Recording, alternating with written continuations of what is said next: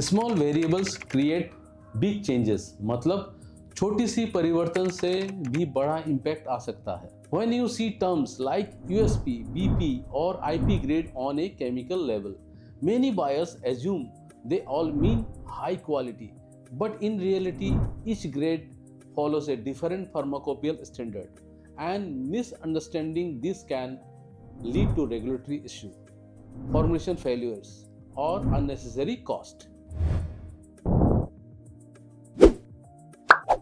Hello formulators, innovators और India के future cosmetic scientist, welcome back to R&D Guru, जहां हम फॉर्मुलेशन के पीछे का रियल R&D डिकोड करते हैं, गेसिंग गेम नहीं। मैं TRC, नाम तो सुना ही होगा आपने।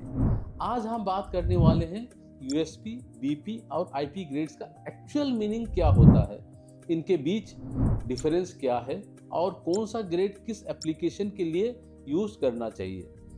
USP का मतलब होता है United States pharmacopoeia, BP stands for British pharmacopoeia और IP का मतलब है Indian pharmacopoeia.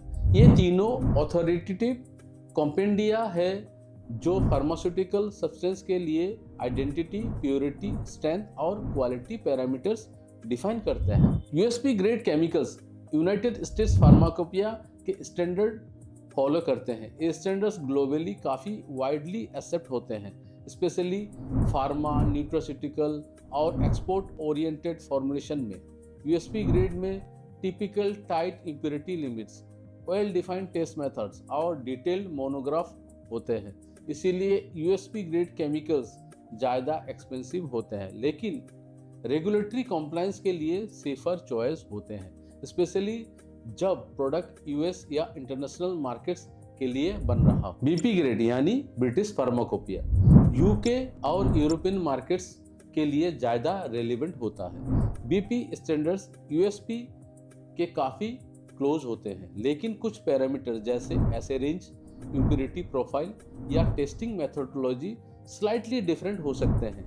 BP grade chemicals pharmaceuticals, medical products और हॉस्पिटल सप्लाईज में कॉमनली यूज होते हैं, जहां UK या EU कॉम्प्लायंस रिक्वायर्ड होते हैं। IP ग्रेड यानी इंडियन फार्माकोपिया इंडिया के रेगुलेटरी रिक्वायरमेंट के हिसाब से डिफाइन होता है। IP grade chemicals Indian pharmaceutical manufacturing में वाइडली एक्सेप्ट होते हैं और कॉस्ट वाइज USP या BP के कंपैरिजन में थोड़े इकोनॉमिकल होते हैं, लेकिन इसका मतलब ये नहीं कि IP ग्रेड लो क्वालिटी होता है।